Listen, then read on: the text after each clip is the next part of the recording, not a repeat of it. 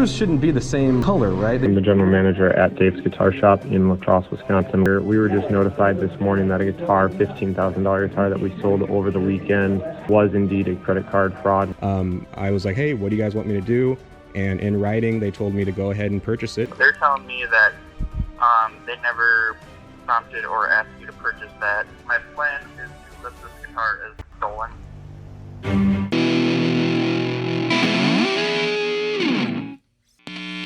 Hey guys, Al from GuitarFinds. I want to tell you guys a story about how the shop got this 1963 hardtail Strat. We didn't want to buy it, and we thought we were helping another shop out, and it turned out to be something that was much bigger and much more of a headache than what we bargained for. So this happened in April of 2022, and we got a text message from an individual who said, hey, they had this guitar that they wanted to sell. And these are the pictures that they provided. Immediately we thought, something doesn't seem right. They were wanting to sell it for much less than what it should have gone for in the market. Things aren't adding up. And in one of the photos, there just so happened to be a serial number that we could barely pick out. But we were able to get the serial number, and we just did a simple Google search. That led us to a shop out in Wisconsin called Dave's Guitar Shop. Got on the phone and talked to their general manager, and was like, hey, you know, there happened to be this guitar for sale, and the guy is selling it for a pretty good price, very good price. And we're just curious, like, we see the ad that you guys have on your website. It says that it's sold.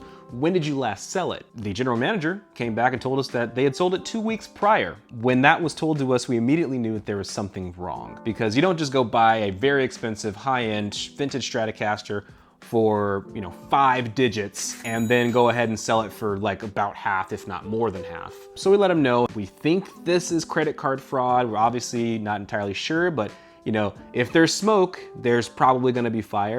So we were kind of on the same page. We're like, hey, you know, since we're a shop, we can help you out.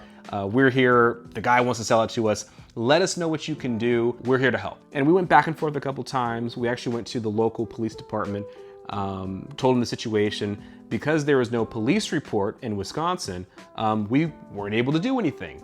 So I relayed that information to the general manager, and he said, hey, that's fine.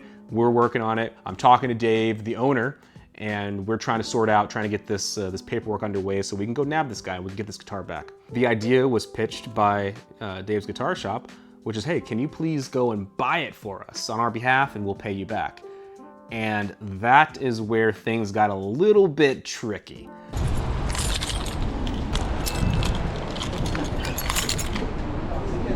Strat. What's up? Cool, this is it.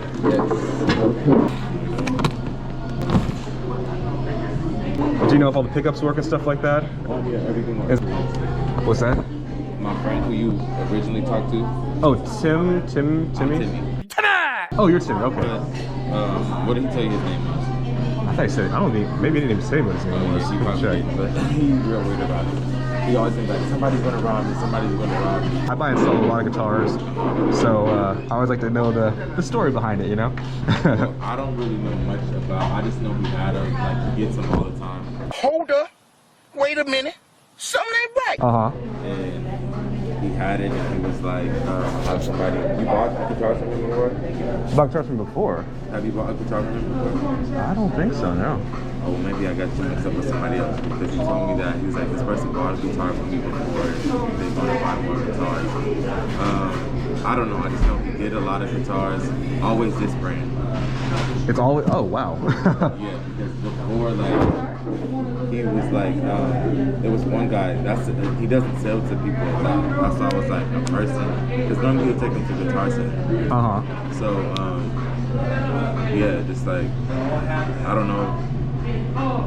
Like how long he had it or nothing like that. Yeah. So I can ask. Yeah, I'd be curious to know. Because I'm assuming, I'm guessing this has been a refin. No, I think this is original like every store. Yeah, it's like it's what they call like a refinish. Yeah, that's what he said. So like it's been what's it called? So there was original paint, and then whatever was underneath that was would have been the original paint. I know it's worth like $1,600, $60,000. Yeah, no, these are that's why. Bro, I don't really want to walk, bro, because I was in the car with my friend. He was like, he's like, bro, this is scary. He's like, I'm not pulling up. Yeah, see?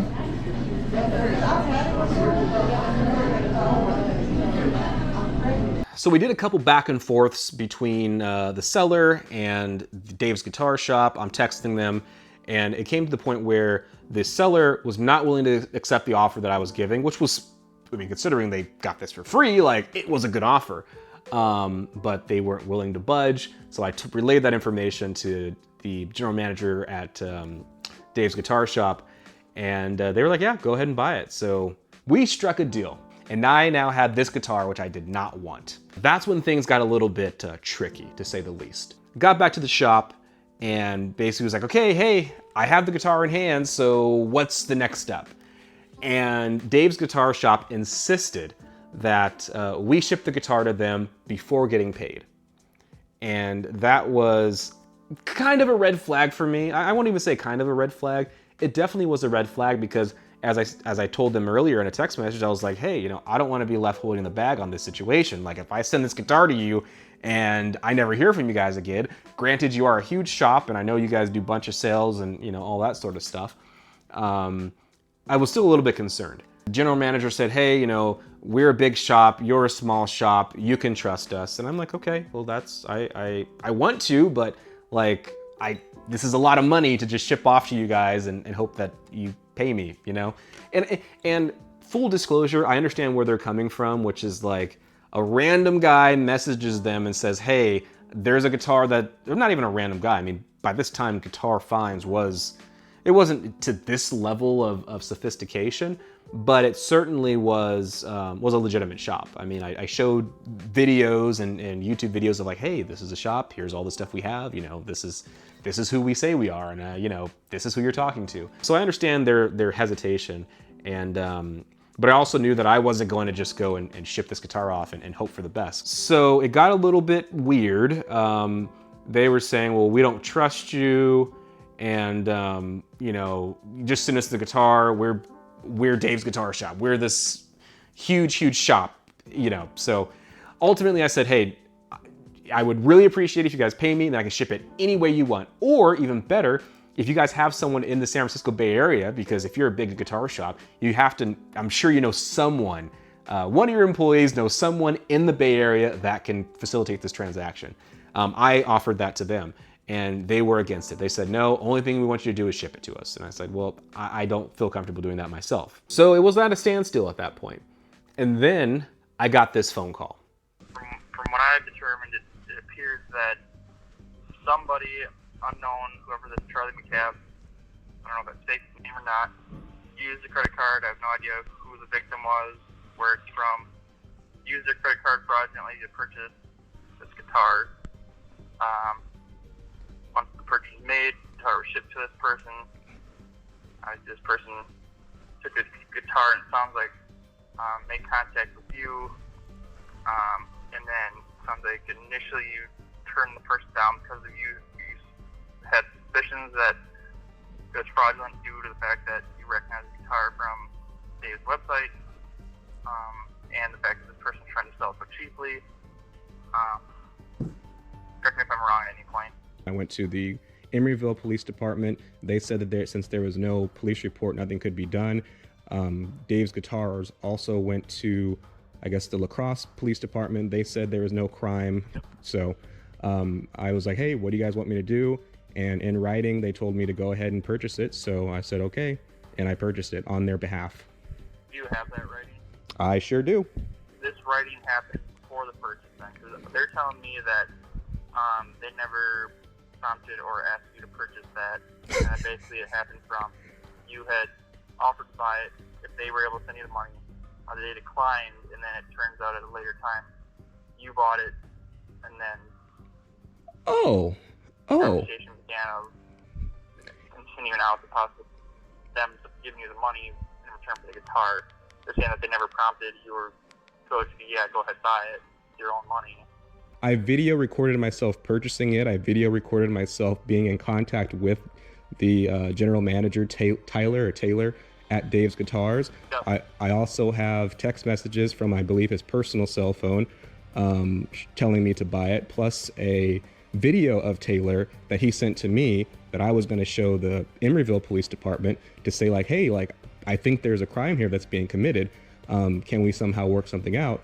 And so I have all that information. So I'm surprised that they may have forgotten about that, because that's a pretty big piece of information that they left out. That is a little different from what, and I'm not taking sides here, I'm just going off purely what information I'm getting. So, and basically where I was going to go with my chain of events. So if it was correct where they never prompted you to buy it, you bought it, this would have been was my planned route, is basically, hypothetically speaking, strictly speaking, if that previous conversation was had was, hey, you want me to buy this? And they said no, and then you bought it, and then whatever after that. My plan still is, unless you're able to send me those documents, is to list this guitar as stolen because of the fraudulent purchase by the other individual. Pretty much when the item was purchased fraudulently, it was stolen at that point. So now where things change is if you're able to show evidence that there was an agreement to have them. Let's get this ball rolling. Let me know your email address. I can send that over immediately. And after that phone call, everything changed. It was blatantly apparent to me that there was some miscommunication on behalf of Dave's Guitar Shop to the police department of Wisconsin, or La Crosse Police Department, and that they never told them that we had an agreement for me to buy this guitar. And when I realized that that's what was happening, my whole demeanor shifted. It went from, hey, I'm a shop trying to help another shop, to, oh, you guys potentially could have just said, oh, we got our guitar back, and no, that's the end of it. Dave's Guitar Shop omitted a huge piece of the puzzle to the Wisconsin Police Department, which is they told me to buy this. They said, hey, if you buy this, we will compensate you. That was in writing. So, and the fact that the police department had no knowledge of that until I showed them the text messages, that was very disheartening on my end, because I realized in that moment that my biggest fear of sending this guitar off and then hoping that I would get paid could have actually come true. So there you have it. This is how the shop got its first real true classic vintage guitar.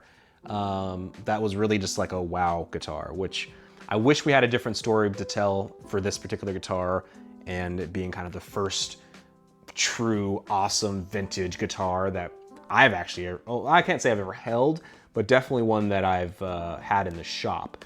So let me know what you guys think in the comment section down below. Should we have sent the guitar off to Dave's Guitar Shop? Do you think we would have gotten paid? I want to know what you guys think.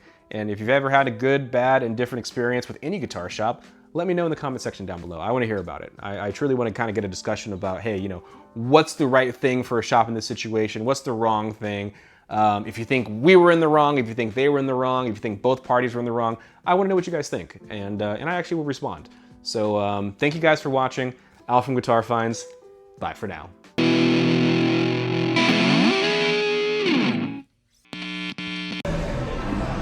Hi, how are you? Hey, doing all right. How are you? Good.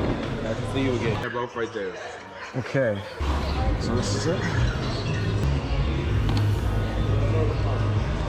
We've actually spoke about a similar situation maybe 4 or 5 months ago. Oh. Yeah. I met, okay, when we went over there and they weren't there. The issue was that there was no police report for this other... okay, I vaguely remember you. The dealer in Wisconsin did not have any police report. Yes, yes. Gotcha. So this is the same guy. I have video. I always keep my little camera on. I have video from before. I bought that guitar because they said they were going to reimburse me, and then they tried to basically claim that I was working with this guy. So, I was like, look, I will buy it if you guys are going to pay me back, because I want to try and help. Same situation, but this time I think we're going to get a much different outcome, because it's the same guy.